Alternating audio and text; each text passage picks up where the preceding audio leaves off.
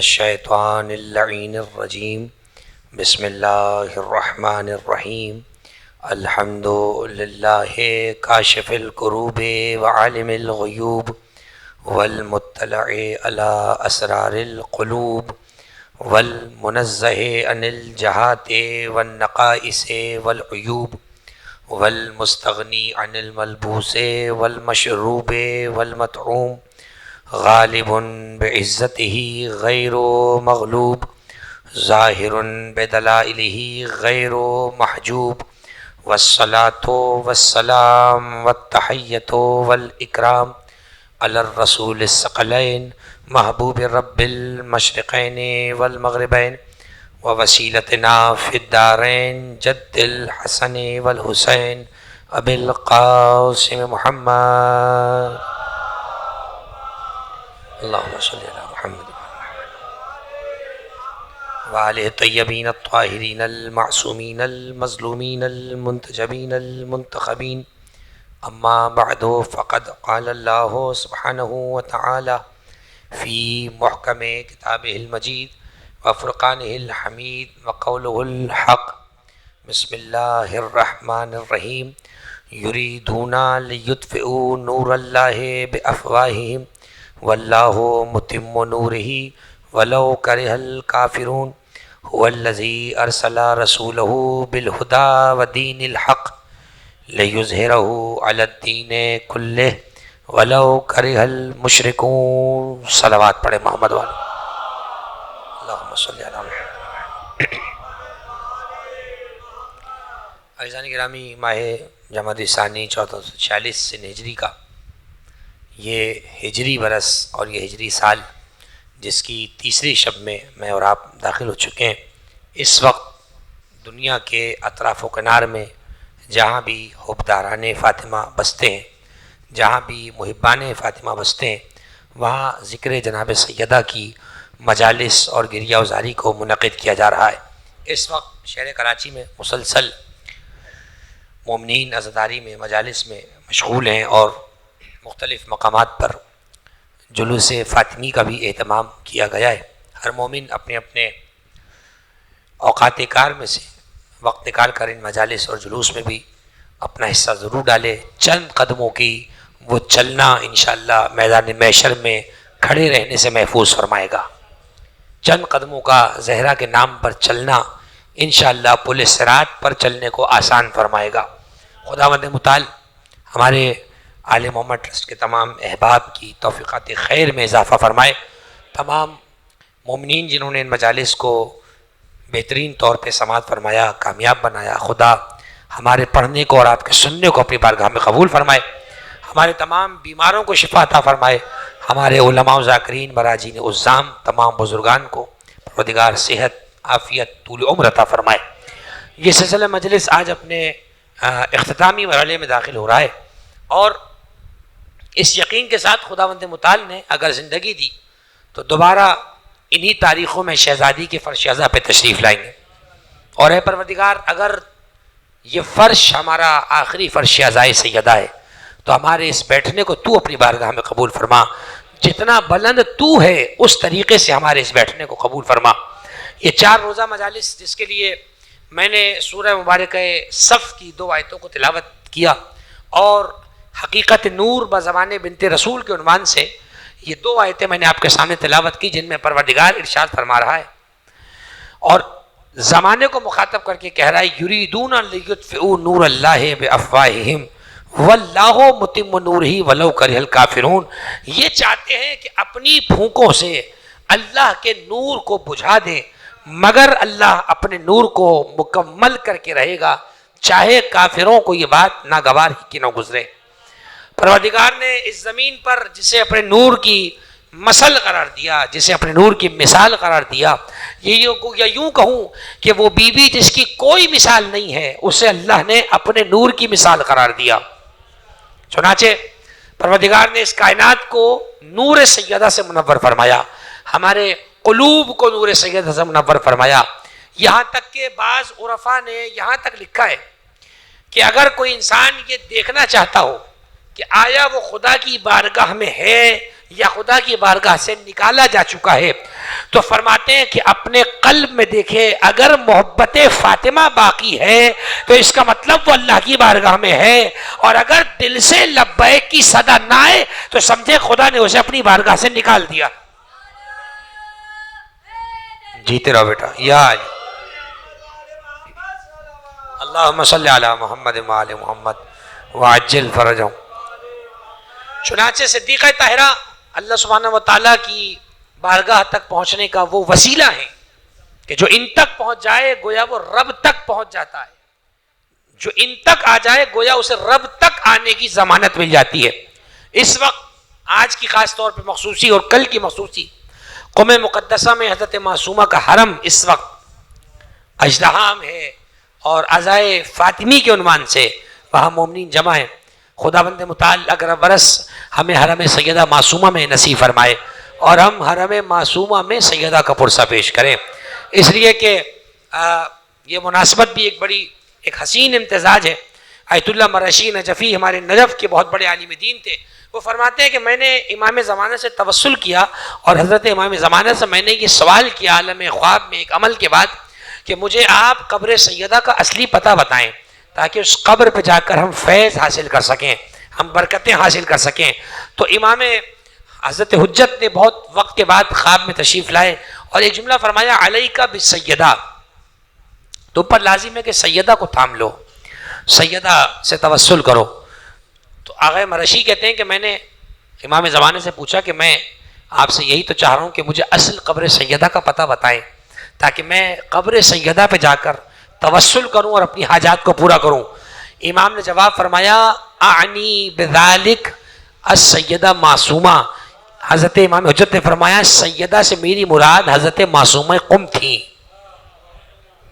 یعنی اگر کوئی چاہتا ہے کہ اسے وہ فیض حاصل ہو جو حضرت جناب سیدہ کی قبر کا فیض ہے، اسے چاہیے کہ قم مقدس کا رخ کرے، کیونکہ کریم اہل بیت حضرت معصومہ قم بھی وہی جاہ و جلال رکھتی ہے جو آپ کی دادی فاطمہ زہرا کا جلال ہے۔ یا یوں کہوں اپنے موضوع سے متصل ہوتے ہوئے کہ نور سیدہ معصومہ کی حقیقت بھی وہی ہے جو نور فاطمہ زہرا کی حقیقت ہے، اس لیے کہ آپ بھی دختر امام موسی کاظم ہیں اور حضرت امام موسی کاظم اسی نور کی ایک جھلک ہیں جسے نور فاطمہ زہرا کہا جاتا ہے۔ چنانچہ اسی دن سے لے کر آج تک قم مقدس میں ایام فاطمی کی ایک بڑی مناسبت وہ یہ والی تاریخ ہے۔ آپ دیکھیں کہ ان تاریخوں میں قم مقدس کا رخ کرتے ہیں مومنین، اور حضرت معصومہ کی بارگاہ میں حاصل ہو کر حضرت معصومہ کی زیارت بجا لاتے ہیں اور جناب سیدہ کا فیض حضرت معصومہ کے حرم سے حاصل کرتے ہیں۔ اس لیے کہ میں نے پہلی دوسری مجلس میں عرض کیا تھا کہ یہ سب اللہ تک جانے کا دروازہ ہیں، جس دروازے سے داخل ہو جاؤ راستہ اللہ تک ہی پہنچتا ہے۔ چنانچہ خداوند متعال نے یہ لطف مومنین پر فرمایا ہے کہ حضرت معصومہ کی قبر کے ذریعے سے مومنین کو اس فیض سے محروم نہیں کیا ہے جس فیض سے عام لوگوں کو محروم رکھا ہے۔ ان کے علم میں نہیں ہے کہ اصل قبر نشان زہرا کہاں پر ہے۔ چنانچہ اس وقت ہر مقام پر عزائے سیدہ کو منعقد کیا جا رہا ہے۔ ہمارا چوتھا اور آخری سلسلہ گفتگو آج اپنے اختتامی مرحلے میں داخل ہوا۔ کل میں نے طویل پرسوں اور اس سے پیوستہ مجلس سے میں نے کچھ روایات آپ کی خدمت میں قرآن مجید سے آیات اور معصومین کی روایات کو اپنے مضمون کے ذیل میں پیش کیا کہ عظمت نور سیدہ کیا ہے، عظمت نور سیدہ کو اللہ نے کس طریقے سے بیان فرمایا، کیسے اس کی منتقلی کا اہتمام فرمایا، اور کیسے اس نور کے ذریعے سے پروردگار نے 11 ائمہ کے نور کو پھیلایا۔ آج جو آپ کائنات میں نور دیکھتے ہیں، یا میں یوں کہوں آج جو نور کربلا معلی میں جگمگا رہا ہے اس کا مرکز فاطمہ زہرا ہے، جو نور کاظمین میں جگمگا رہا ہے اس کا مرکز فاطمہ زہرا ہے، جو نور مشہد و سامرہ میں جگمگا رہا ہے اس مرکز کو فاطمہ زہرا کہا جاتا ہے۔ اس لیے کہ اللہ پہلی ہی منزل پر اپنے نور کی مثال وہ مرکز فاطمہ زہرا کو کہہ چکا ہے کہ جہاں یہ سارا نور پایا جاتا ہے۔ چنانچہ ہر امام اللہ سبحانہ وتعالیٰ کے نور سے خلق ہوا ہے، لیکن اس نور کا مرکز پروردگار نے زہرا کو قرار دیا ہے۔ مرکز کیا جناب زہرا کے پاس ہے، مرکزیت حضرت صدیقہ طاہرہ کے پاس ہے.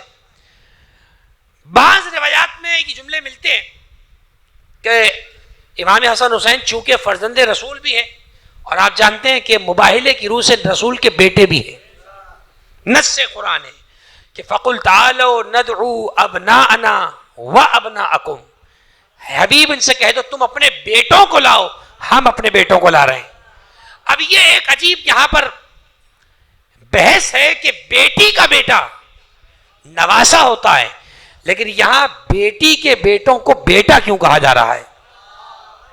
یہ ایک الگ امتزاج ہے. دیکھیے پہلی بات یاد رکھیے گا، ہمارے ہاں ایک اصول ہے، بیٹے کا جو بیٹا ہوتا ہے آپ کی نسل کا دار و مدار اس پر ہے. بیٹے کا بیٹا، بیٹی کا بیٹا آپ کا نواسا ضرور ہے مگر اس سے نسل اس کی بڑھے گی جو اس کا شوہر ہے. اگر اس منصوبہ قدرت کو سمجھ جائیں تو ایک آیت بیان کر کے آگے بڑھتا ہوں. سورہ مبارکہ فرقان قرآن مجید کا ایک مکمل سورہ ہے. فرقان کا لفظی معنی ہوتا ہے فرق کرنے والا. قرآن کو فرقان اس لیے کہا جاتا ہے کیونکہ قرآن حق اور باطل میں فرق کر دینے والا ہے، اس لیے قرآن کو فرقان کہا جاتا ہے. سورہ فرقان میں ایک عجیب آیت ہے. اللہ نے ارشاد فرمایا کہ هو الذی خلق من الماء بشرا فجعله نسبا وسحرا. اس آیت کو محفوظ فرمائیے گا. سورہ فرقان میں ارشاد فرمایا ہم نے اپنی قدرت سے ایک بشر کو پیدا کیا. ہم نے اپنی قدرت سے ایک بشر کو پیدا کیا اور اسی بشر کو سسرالی بھی بنایا، نسبی بھی بنایا. ایک ہی بشر، ساری کائنات کی بات نہیں کر رہا. ہم نے اپنی قدرت سے ایک بشر کو پیدا کیا، اسے سسرالی بھی بنایا، نسبی بھی بنایا. آپ جانتے ہیں رشتے دو قسم کے ہیں. پہلا رشتہ نسبی جو آپ اور میں اپنے باپ دادا سے لے کر آتے ہیں. دوسرا رشتہ جو ہے وہ سببی کہلاتا ہے، یعنی نکاح کے ذریعے کسی خاندان سے سبب جوڑنا. آپ سب اپنے ماں باپ کے ہیں نسبی، آپ کی زوجہ اور اس زوجہ سے جو بچے ہیں وہ کہلائیں گے سببی اور نسبی، کیونکہ زوجہ سے رشتے کا سبب ہے نکاح. جب وہ سبب ختم رشتہ ختم. لیکن نسبی رشتہ کبھی ختم نہیں ہو سکتا. یعنی اولاد نالائق ہو تب بھی ہے اپنے باپ کی، اولاد نالائق ہو تب بھی ہے اپنے باپ کی. لیکن اگر سببی رشتہ کھلنے لگ جائے تو طلاق کا رستہ کھلا ہوا ہے. آپ طلاق دیں اس سبب سے جان چھوڑائیں. ہر بشر کے دو رشتے اللہ نے بنائے، ایک سببی رشتہ ایک نسبی رشتہ. اگر یہ جملہ آپ نے مقام تمہید تو قبول فرمایا تو بات آج یہاں سے آگے بڑھ جائے گی. سبب اور نسب، سبب جو باپ دادا سے چلے، نسب جو کسی خاندان سے رشتہ نکاح کے ذریعے جوڑا جائے. اللہ فرماتا ہے میں نے اپنی قدرت سے ایک بشر کو پیدا کیا، اسی ایک بشر کو ایک ہی وقت میں نسبی بھی بنایا، ایک ہی وقت میں سسرالی بھی بنایا. یعنی ڈھونڈو کائنات میں کوئی ایک جو ایک ہی وقت میں نسب بھی ایک رکھتا ہو، سسر بھی وہی رکھتا ہو. تو کائنات میں سوائے علی کے کوئی نہ ملا جس کا رشتہ رسول سے بھی جڑتا ہے اور بیٹی کے ذریعے سسرال سے بھی جڑتا ہے.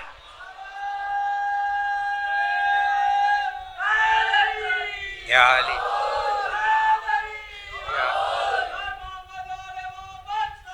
اللہم صلی علی محمد وآل محمد. ذرا غور فرمائیے گا. جزاکم اللہ ماشاءاللہ. حیدر یا علی.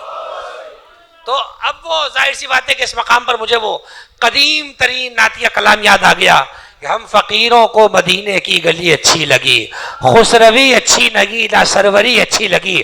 بھئی خسروی سسرال کو ہی کہا جاتا ہے. خسروی اچھی لگی نہ سروری اچھی لگی، ہم فقیروں کو مدینے کی گلی اچھی لگی.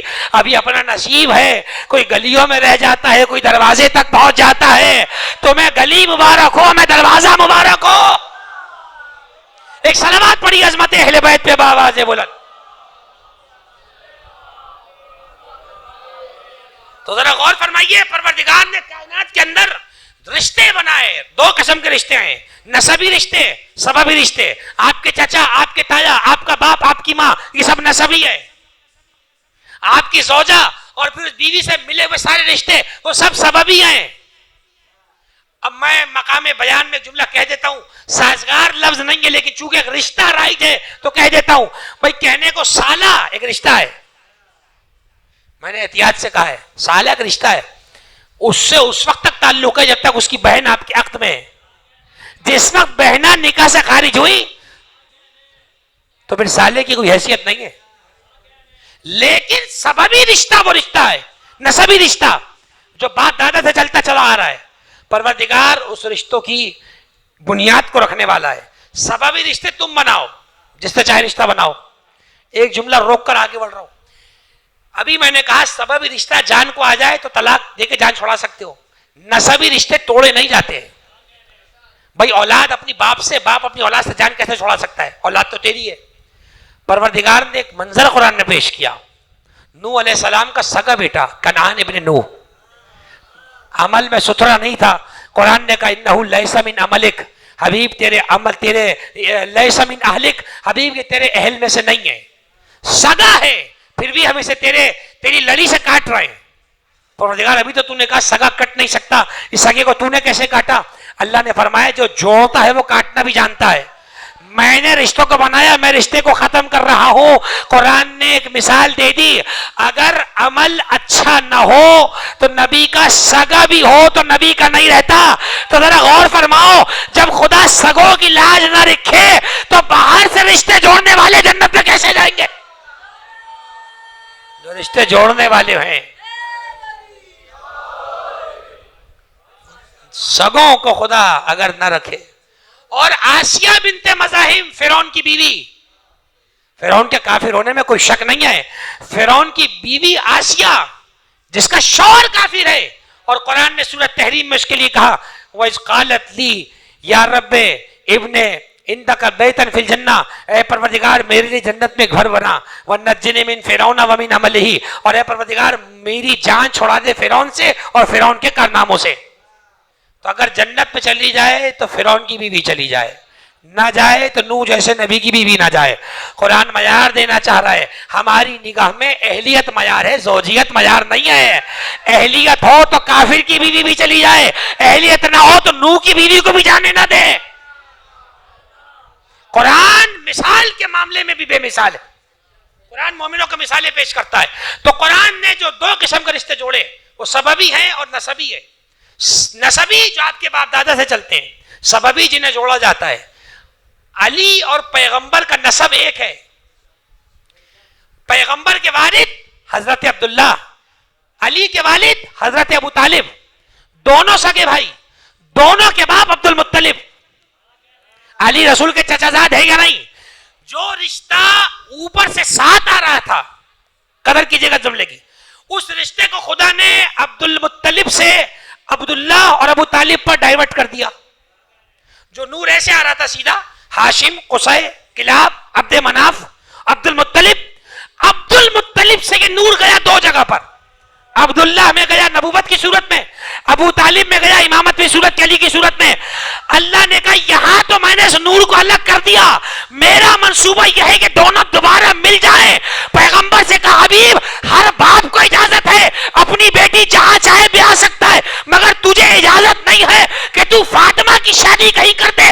ہمارا منصوبہ یہ ہے جو رشتہ اوپر الگ ہوا تھا وہ علی کے ذریعے دوبارہ ایک ہو جائے،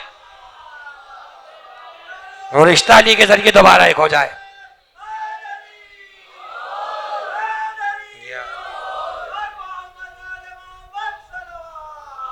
اللہم صلی علی محمد. غور فرمایا آپ؟ تو اللہ کا منصوبہ دیکھیے کیا ہے. اب یہ جو آیت سورہ فرقان کی میں نے پڑھی، جائیں پڑھیے کتب اہل سنت کے اندر، شواہد تنزیل میں علامہ حافظ اسقلانی حنفی نے کیا لکھا ہے. اسی طریقے سے امام ابن حجر نے سوائق المحرقہ میں کیا لکھا ہے، گاڑی میں پڑھیے کتاب. امام ابن حجر فرماتے ہیں یہ جو اللہ نے فرمایا کہ میں نے اپنی قدرت سے ایک بشر کو پیدا کیا جو ایک ہی وقت میں سسرالی بھی ہے خاندانی بھی ہے، فرمایا ہوا علی ابن ابی طالب، وہ علی ہے جس کا نسب بھی پیغمبر کا ہے، جس کا سسرال بھی پیغمبر کا ہے. علی علی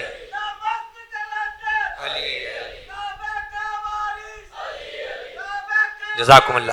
علی علی علی علی علی علی علی علی علی علی علی علی علی علی علی علی علی علی ماشاء اللہ مل کے حیدری جزاکم اللہ جزاکم اللہ ماشاء اللہ. خدا آپ کو سلامت رکھے، صحت و عافیت عطا فرمائے. وہ سانسیں کبھی نہ الجھیں جو علی کی شان میں بلند ہوتی ہے، وہ گلے کبھی نہ بیٹھیں جو علی کے لیے بولتے ہیں، وہ کان کبھی اونچا نہ سنیں جو علی کو سنتے ہیں. فرمایا آپ نے میں جب بھی کسی اپنے عزیز کو، کسی بزرگ کو نعرہ حیدری بلند کر کے دیکھتا ہوں تو مجھے مرحوم علامہ طالب جوہری علی اللہ مقامہ کا وہ جملہ یاد آتا ہے. فرماتے تھے وہ گلے منحوس ہیں جن گلوں سے ذکر علی نہ نکلے. خدا ان کی قبر پر رحمت نازل فرمائے. 40 برس مقام کو ممبر حسین کی خدمت کرنے والا خطیب اس وقت بارگاہ بوتراب میں منتقل ہوا. کہتے ہیں وہ گلے منحوس ہیں جن سے ذکر علی نہ نکلے. اس حقیر کا جملہ بھی یاد رکھنا دعاؤں میں.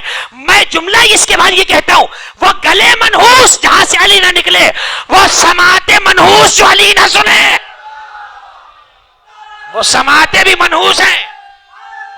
جیتے رہیے، سلامت رہے، ماشاءاللہ. حیدری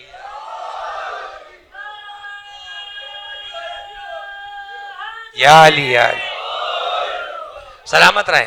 خدا بزرگوں کو طول عمر عطا فرمائے. جس کا نعرہ بزرگوں کو جوان نہ ہونے دے اس کے جوانوں سے کون بھیڑ سکتا ہے. آپ سب کو حفظ و امان عطا فرمائے. آپ سب کو حبیب ابن مظاہر کا صدقہ عطا ہو، جوانوں کو علی اکبر کا صدقہ عطا ہو، عقیدوں کی حفاظت ہو، جان مال عزت آبرو اس ملک پاکستان کی حفاظت ہو.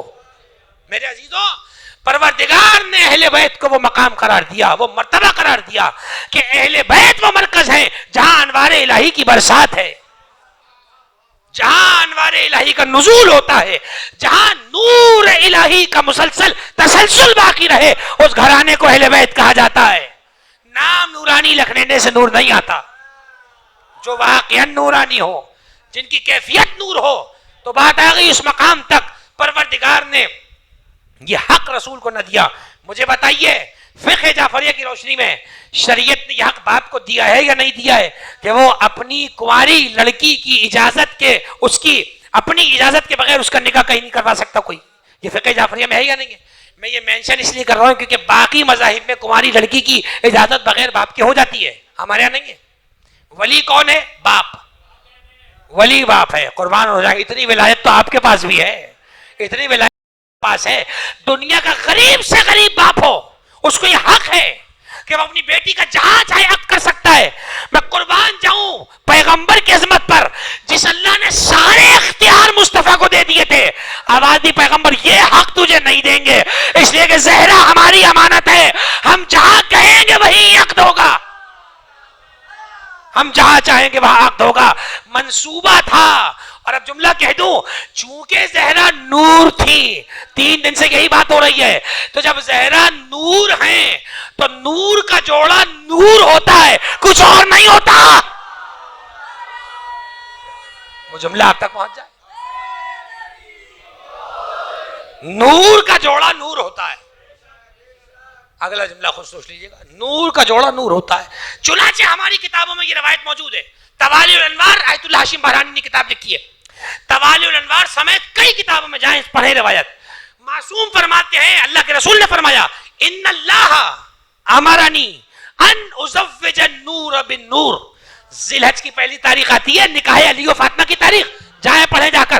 پیغمبر سے کسی نے پوچھا اپنی بیٹی کا عقد کیوں نہیں کرتے تھے؟ بڑے بڑے رشتے آ رہے ہیں، بڑے بڑے دولت مند رشتے لے کر آ رہے ہیں. آواز دے کر کہا ان کی دولت ان کو مبارک ہو، میں اللہ کے حکم کا پابند ہوں. اللہ مجھے حکم دے رہا ہے کہ میں نور کا نکاح نور سے کر دوں. اب اگر بات پہنچ جائے تو بات آج منزل مقام سے آگے بڑھ رہی ہے اپنے بیان سے.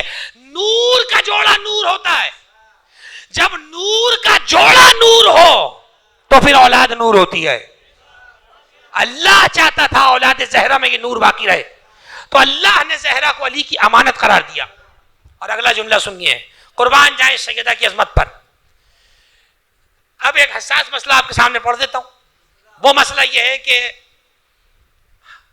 مشہور ہے یہ بات، اور قرآن مجید کا فیصلہ بھی البتہ ایک شرط ہے کہ اگر کوئی شخص اپنی ازواج کے دوران ان کے درمیان عدالت قائم رکھ سکتا ہو تو دوسری تیسری شادی کی طرف جا سکتا ہے، اور اگر وہ سمجھتا ہے کہ میں عدالت قائم نہیں رکھ سکتا ازواج کے درمیان تو ایک ہی پہ صبر کرے، وہ اس پہ صبر کرے، وہ اس پہ صبر کرے، دونوں دوسرے پہ صبر کرے۔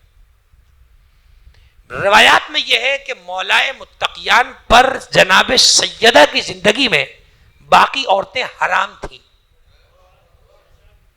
حرام کا لفظ ہے روایت میں۔ اس کا سبب کیا ہے؟ سبب سنیے کیا ہے۔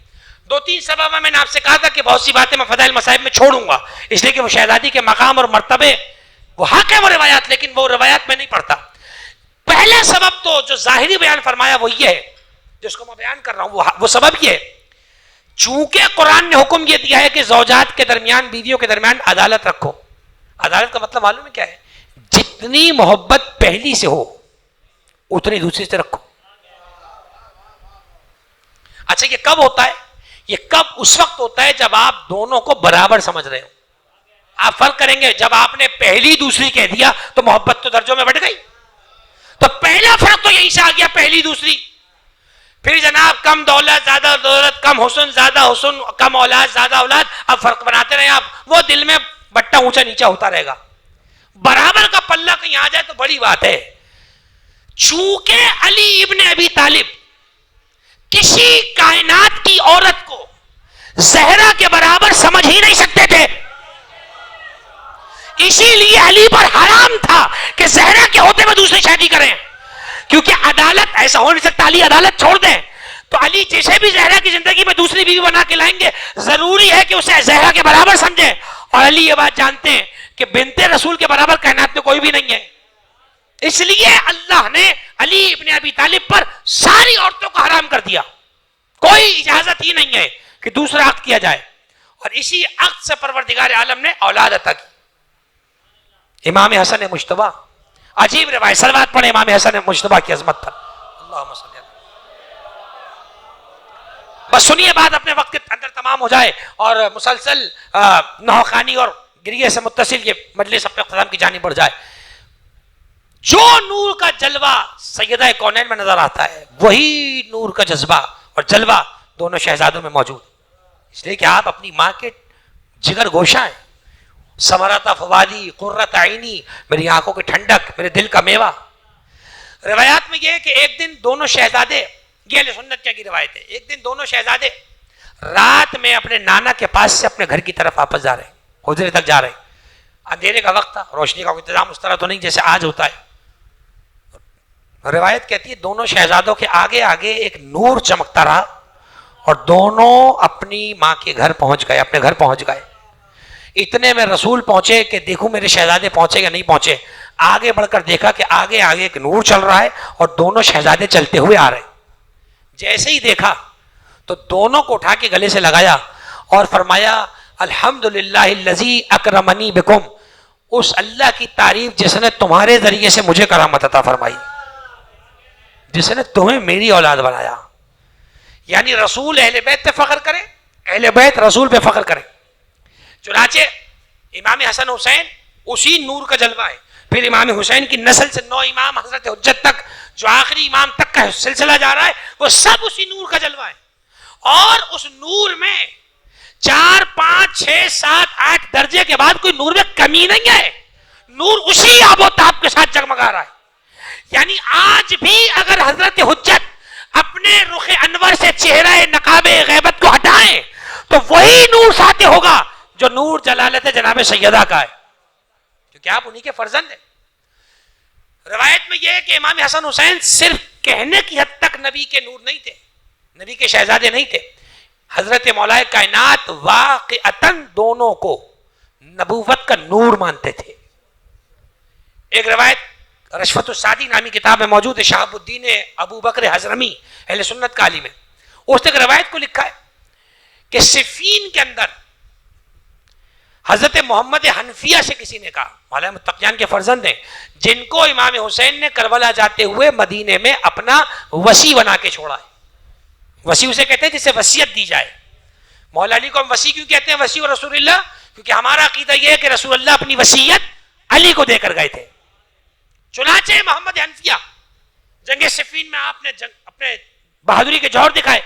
محمد حنفیہ سے کسی نے کہا کہ تمہارے بابا علی تم لوگوں کو جنگ میں آگے آگے رکھتے ہیں اور حسن و حسین کو پیچھے رکھتے ہیں، جنگ میں آگے نہیں رکھتے، تلوار اور نیزوں کے سامنے، سبب کیا ہے؟ جملہ سنیے گا. راوی کہتا ہے کہ یہی سوال جب مولائے کائنات تک پہنچا، حضرت خیمے میں تشریف فرما تھے، مولائے متقیان خیمے سے برآمد ہوئے، فرمایا انی اخافو، کو جملے کی قدر کیجیے گا، اللہ تطفئو نور النبوہ، مجھے خوف ہے کہیں نبوت کا نور بجھ نہ جائے. حسن حسین کو کیا کہا؟ مجھے خوف ہے کہیں نبوت کا نور بجھ نہ جائے. خاتم الانبیاء اللہ کے رسول ہیں، رسالت ختم ہو گئی، نبوت ختم ہو گئی، نبی نہیں ہے، نبوت کی روشنی باقی ہے، اور نواسوں کے ذریعے سے جو نبوت کا فیض ہے وہ نانا کا فیض نواسوں کے ذریعے سے پہنچ رہا ہے. کیا کہا؟ کہ میں خوف کھاتا ہوں کہیں نور نبوت بجھ نہ جائے. اور ایک روایت مولا حضرت ابوالفضل عباس سے کسی نے پوچھا کہ تمہارے بابا تمہیں آگے آگے رکھتے ہیں، حسن حسین کو پیچھے رکھتے ہیں، ان کو آگے کیوں نہیں کرتے؟ تم بھی تو انہی کے بیٹھے ہو، وہ بھی انہی کے بیٹھے ہیں. مولا عباس نے کیا معرفت کا جواب عطا فرمایا، ایسی تو نہیں عباس کو عقیدتوں کے سلام بھیجے جاتے، ایسی تو نہیں چھوٹے حضرت کی بارگاہ میں حاضر ہوا جاتا ہے. مولا حضرت سرکار وفا نے فرمایا یہ بتاؤ اگر تمہاری آنکھ کی طرف تیر آ رہا ہو تو تم اسے کیسے روکو گے؟ اور اس نے جھٹپٹا کر کہا میں سب سے آگے اپنا ہاتھ کر دوں گا تاکہ آنکھ میں تیر نہ لگے. حضرت عباس کہتے ہیں کیوں، کیا وہ ہاتھ تمہارا نہیں ہے؟ اس نے کہا ہاتھ تو میرا ہے مگر آنکھ زیادہ قیمتی ہے، ہاتھ کے بغیر رہا جا سکتا ہے، آنکھوں کے بغیر نہیں. حضرت عباس فرماتے ہیں پس حسن حسین میرے بابا کی آنکھیں ہیں، میں اپنے بابا کا ہاتھ ہوں. ہاتھ کے بغیر رہا جا سکتا ہے، اگر آنکھیں چلی جائیں یعنی علی کی آنکھوں کو حسن حسین کہا جاتا ہے. ایک سلوات پڑھیے سرکار وفا کی عظمت پر. اللہم صلی علی محمد. بس میرے عزیزوں، عظمت نور سیدہ کو اگر ملاحظہ کرنا ہو تو دیکھیے نور سیدہ کی عظمت کیا ہے.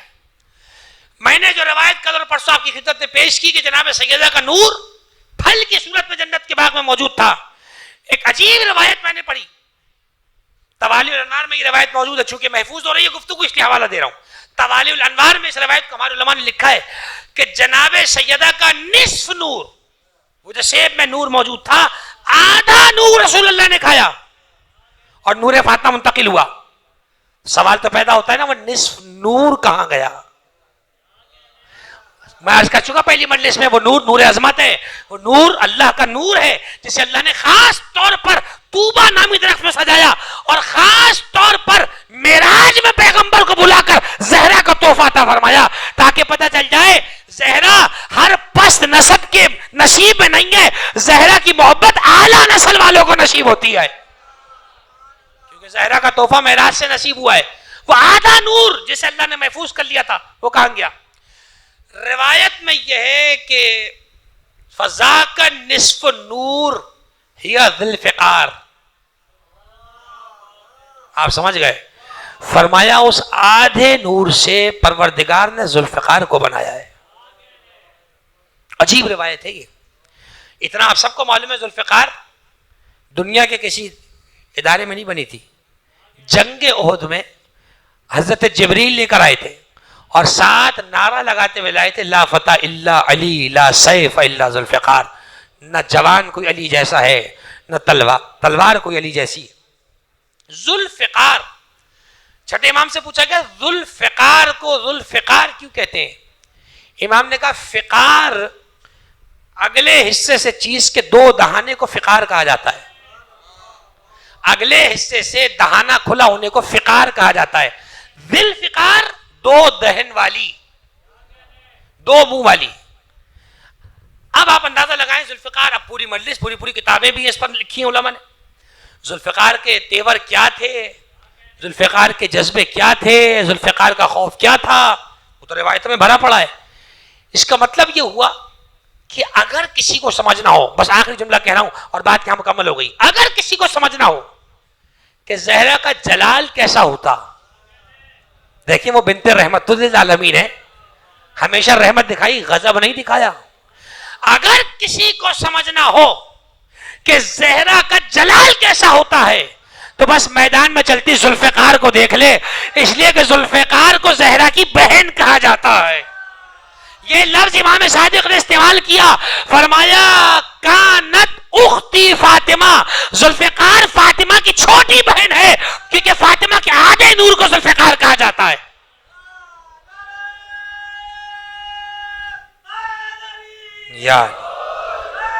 یا علی اللہم صلی علی محمد وآلہ. تو میرے عزیزو یاد رہے، یہ ذوالفقار جیسے ہر کوئی لٹکائے پھر رہا ہے، ہر کوئی بنائے پھر رہا ہے، کسی نے سٹیکر بنا لیے، تو سٹیکر والی ذوالفقار اور ہے، وہ جو غیبت میں ہے وہ اور ہے. ہمارے روایات میں یہ کہ ہر امام کے پاس تبرکات جمع رہتے ہیں. تبرکات ہم کہتے ہیں کھانے کی چیز کو تبرک، عربی میں تبرک وہ چیز جو بابرکت ہو، جس سے برکت حاصل کی جائے اسے تبرک کہتے ہیں. ائمہ کے پاس جو تبرکات ہیں ان میں سے چند چیزیں جو ان کے پاس ہوتی ہیں. رسول اللہ کا اصلی کرتا، اصلی کرتا سے مراد وہ کرتا جو آخری وقت آپ کے جسم مبارک پر تھا، تو آخری وقت اسی کے پاس آئے گا نا جس نے غسل دیا ہوگا، اور وہ صرف علی ہیں. رسول اللہ کی زرہ جو رسول پہنتے تھے، ہماری کتابوں میں یہ روایت ہے کہ امام کی نشانیوں میں سے ایک نشانی یہ ہوتی ہے جسے رسول کی زرہ پوری آئے وہ رسول کا جانشین ہوتا ہے. حضرت زید نے جب امام زین العابدین سے اختلاف امامت کیا تھا، امام زین العابدین نے رسول اللہ کی زرہ دکھا کر کہا تھا اے زید اگر تم کہتے ہو کہ تم امام ہو ذرا اسے تم پہن کے دکھاؤ. جیسے امام زین العابدین نے اس کو پہنا تو ان کو پوری آئی. اسی طریقے سے صحیفہ فاطمہ، صحیفہ جعفر، صحیفہ جامعہ، وہ لوح جو جناب سیدہ پر نازل ہوئی جس میں قیامت تک کے شیعوں کے نام موجود تھے، یہ سب چیزیں امام وقت کے پاس ہوتی ہیں. اور ذوالفقار بھی چونکہ تبرکات امامت میں سے ہے. روایات میں یہ ہے کہ جب شامی فوج نے سامان کو لوٹا تھا، ذوالفقار کو ان کی نگاہوں سے غائب کر دیا گیا تھا. اللہ نے غائب کر دیا ہے کیونکہ وہ خاص چیز ہے، وہ نور فاطمہ ہے، اور نور فاطمہ اولاد فاطمہ کے علاوہ کہیں اور نہیں رہ سکتا. گویا کہ وہ ذوالفقار وہاں موجود ہے. تو جس بی بی کا جلال ذوالفقار ہو، کبھی ایسے سمجھیے گا، جس بی بی کا جلال ذوالفقار ہو، اللہ جانے وہ خود جلال میں آ جائے تو کیا ہو. لیکن چونکہ وہ بنت رحمت للعالمین ہے، وہ کائنات کے رحمت والے رسول کی دختر ہے، تو ان کے لیے لازم ہے کہ وہ رحمت کریں، مغفرت کریں، بخشش کریں، شفاعت کریں. شہزادی کونین نے امت کے لیے مغفرت کو طلب کیا ہے، شفاعت کو طلب کیا ہے. اللہ ہمیں وہ منظر دکھائے کہ جب حضرت سیدہ میدان محشر میں ظہور فرمائیں گی تو آپ تحریر پیش کر کے کہیں گی پروردگار تو نے مجھ سے وعدہ کیا تھا کہ میں تیرے چاہنے والوں کو جہنم سے آزاد کر دوں گا. آج اپنے وعدے کو پورا کر اور میرے چاہنے والوں کو جہنم کی آگ سے آزاد کر دے. جس بی بی نے جاتے جاتے امت کی مغفرت کی دعا کی ہے، اس امت نے جاتے جاتے زہرا کو رلایا ہے، جاتے جاتے زہرا کو رلایا ہے. میں اکثر اس مقام پہ جملہ کہتا ہوں، اور میں نے ابھی مصائب میں جملہ پڑھا. تاریخ انبیاء میں آپ دیکھ لیجئے کیسے کیسے مظالم ہوئے. انبیاء کے بدنوں کو زخمی کیا گیا، انبیاء کے بدنوں کی کھالیں تک نوچی گئیں، لیکن کہیں یہ ظلم دیکھنے کو نہ ملا کہ کسی نبی کے سامنے اس کا گھر جلا ہو. یہ ظلم کائنات میں کہیں دیکھنے کو نہ ملا. اللہ کے رسول کو جھٹلایا گیا کفار کی طرف سے، لیکن یہ کہیں دیکھنے کو نہ ملا کسی نبی کے سامنے اس کی زوجہ پہ ہاتھ اٹھایا گیا. یہ جگر صرف علی کا ہے جس نے بازو میں ذوالفقار ہوتے ہوئے یہ سب برداشت کیا. میں بڑے تحمل کے ساتھ چند جملے مصائب کی پڑھوں گا، ختم ہو جائے گی مجلس میرے عزیزو، اپنے گھروں کو چلے جاؤ گے. لیکن ایک امام ہے جس فرش عزا پہ گریہ کرے گا، وہ وقت کا امام ہے، وہ فرزند زہرا ہے، وہ فرزند علی ہے، جو آج بھی ایک ٹوٹی ہوئی قبر پر یہ بیٹھ کے پرسہ دیتا ہے کہ ساری کائنات جس کے نور سے روشن ہے اس زہرا کی قبر پہ اندھیرا ہے. خدا اگلے برس یہ دن تمہیں جنت البقیع میں نصیب فرمائے. جنت البقیع کی ویرانی دیکھنے کے قابل ہے. رات کو پورا مدینہ جگمگاتا ہے مگر جنت البقیع میں اندھیرا ہوتا ہے. سلام اس شہزادی پر جو تڑپتی تڑپتی دنیا سے گئی ہے، جس نے کبھی علی کو یہ بھی نہ بتایا کہ میرا پہلو زخمی ہے، جس نے کبھی علی کو یہ بھی نہ بتایا کہ میرے بازو پہ زخم ہے، وہ شریعت جس کا یہ حکم ہے کہ دفنانے میں جلدی کرو، ادھر مادر حسنین کی عجیب وصیت ہے، یا علی جب رات چھا جائے تو مجھے غسل و کفن دیجئے گا۔ عجیب جملے ہیں میرے عزیزوں، علی کو وصیتیں جہاں کر رہی تھی وہاں وصیتوں میں ایک جملہ ہے، کافور کے چند ٹکڑے نکالے ہیں، آواز دی اے علی یہ کافور کے چند ٹکڑے میرے بابا نے مجھے دیے تھے، ایک حصہ وہ ہے جس سے آپ مجھے حنوط کیجئے گا، ایک حصہ آپ کے لیے ہے، ایک حصہ حسن کے لیے ہے، اور یہ کہہ کے سینہ پیٹ لیا سیدہ نے، میرے حسین کے لیے کافور جنت سے نہیں آیا، کیونکہ علی کافور اسے دیا جاتا ہے جس کو کفن نصیب ہو، میرا حسین تو بے گور و کفن مارا جائے گا، جاتے جاتے صدمہ ہے تو حسین کا، جاتے جاتے احساس ہے تو حسین کی پیاس کا، عزیزو اسی کو تو ماں کہا جاتا ہے، جو جاتے جاتے بچوں کی مشکلات کے لیے پریشان ہو۔ آج شب شہادت سیدہ ہے، آج کی رات بے چینی سے گزارنا، آج کی رات عزاداری میں گزارنا، جہاں مجلسوں میں جلوسوں میں جا سکو ضرور جانا، آج کی رات زہرا کے بچوں پہ بڑی بھاری ہے، آج ہی کی تو رات تھی میرے عزیزو جب زہرا نے خواب میں بابا کو دیکھا، جب خواب میں بابا کو دیکھا تو بابا سے کہتی ہیں بابا دعا کیجئے زہرا آپ کی بارگاہ میں آ جائے، مجھے بتاؤ 18 برس کی زندگی میں کون ہے جو دنیا سے جانے کی باتیں کرتا ہے، کتنے مصائب دیکھے ہوں گے تمہاری شہزادی نے جو یہ دعا کر رہی ہے کہ یہ دنیا اب زہرا کو راس نہ آئے۔ اللہ اکبر، اللہ کے رسول نے جملہ سنا، آواز دیا بنیا اللیلۃ تفطری عندی، بیٹی آج کی رات تو ہمارے دسترخوان پر ہوگی، بس یہ جملہ جناب سیدہ نے سنا۔ اگلے دن زہرا نے جب صبح کی تو زہرا کے چہرے پہ خوشی کے آثار ہیں، زہرا نے سارے کاموں کا انجام دیا۔ جناب فضہ کہتی ہیں کہ میں نے بی بی کو بعد رسول کبھی مسکراتے نہ دیکھا تھا، میں نے پوچھا بی بی آج چہرے پہ خوشی کا سبب کیا ہے، کہا میں نے خواب میں اپنے بابا کو دیکھا ہے، میرے بابا آج مجھے اپنی بارگاہ میں لینے کے لیے آ رہے ہیں۔ عزیزو یہ جملہ سننا تھا، جناب فضہ تڑپنے لگی، آواز دی شہزادی اس گھر کی رونق آپ کے دم سے ہے، بی بی اس گھر میں بچے آپ کو دیکھ کر جیتے ہیں، بی بی علی آپ کے چہرے کو دیکھتے ہیں علی کے غم دور ہو جاتے ہیں، آپ چلی جائیں گی اس گھر سے رحمتیں روٹ جائیں گی۔ عزیزو یہ جملہ کہا، یہ جملہ کہنے کے بعد وصیتوں کو تمام کیا، میں نے ساری وصیتوں کے جملے چھوڑے، بس ایک مرحلہ ہے، روایت کا جملہ یہ ہے جناب فضہ کو چند وصیتیں کر کے کہا اے فضہ میری زینب سے ہوشیار رہنا، میری زینب کبھی بغیر چادر کے گھر سے باہر نہ گئی، میری زینب کو شام کے بازار بھی جانا ہے۔ اس کے بعد لرزتا ہوا ہاتھ اٹھایا، اپنی پیشانی پہ ہاتھ رکھا اور آواز دی علی میرے شیعوں کو میرا سلام دے دینا، میرے شیعوں سے کہنا کہ نہ گھبراؤ قیامت کے خوف سے، میں میدان محشر میں آؤں گی، اپنے چاہنے والوں کو بخشواؤں گی۔ عزیزو وصیت تمام ہوئی، زہرا نے حجرے کا دروازہ بند کیا، فضہ کہتی ہے میں تسبیح کی آوازوں کو سنتی رہی، ایک لمحہ وہ آیا جب تسبیح کی آواز آنا بند ہوئی، فضہ نے طلب کے کہا اسماء ذرا علی کو تو بلاؤ، زہرا دنیا سے رخصت ہو گئی ہے۔ عزیزو علی سلمان کے سہارے سے گھر میں آئے، جنازے کے قریب بیٹھ گئے، رات کے وقت کا انتظار کیا۔ روایت کا جملہ یہ ہے انہا کفنت فی 7 اسواب، 7 کپڑوں میں زہرا کو کفن دیا، 40 قبروں کے نشان بنائے۔ اللہ جانے علی نے زہرا کو دفنایا تھا یا مدینے والوں سے چھپایا تھا۔